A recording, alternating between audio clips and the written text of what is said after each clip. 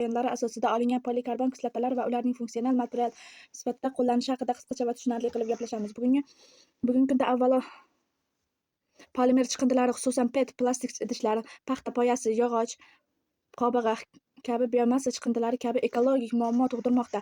Shuning uchun ularni piroliz orqali qayta ishlash va yuqori qiymatga ega mahsulot polikarbon kislotalarini olish hamda ilmiy amaliy jihatdan juda oson va dolzarb muammo hisoblanadi.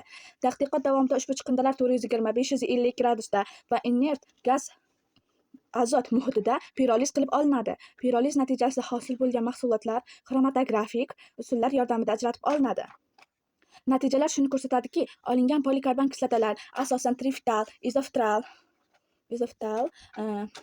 ya'ni kislotalardan iborat bo'lib, yuqori termik barqarorlikka ega. Ularning parchalanishni boshlash harorati esa 370–415 gradus bo'lib, strukturasi aromatik guruhlarga boy ekanligini aniqlanadi. Eng qiziqarli jihati, bu birikmalarni funksional materiallar hisobida qo'llay bo'ladi. Masalan, epoksi asosida kompozitsiyalarga qo'shilganda ularning mustahkamligi 22–30 gradus foizgacha oshadi. Og'ir materiallar ionlari esa mis, qo'rg'oshin, xromlarni o'zlashtirishda esa juda yuqori adsorpsiya qobiliyati kuzatiladi.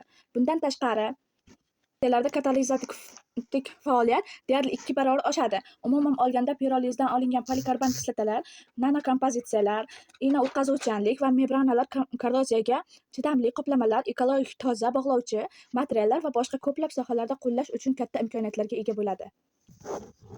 Xulosa shuki, mahalliy xomashyolardan foydalangan holda arzon, samarali va ekologik toza funksional materiallar olish O'zbekiston uchun juda katta va ilmiy iqtisodiy afzalliklar yaratadi.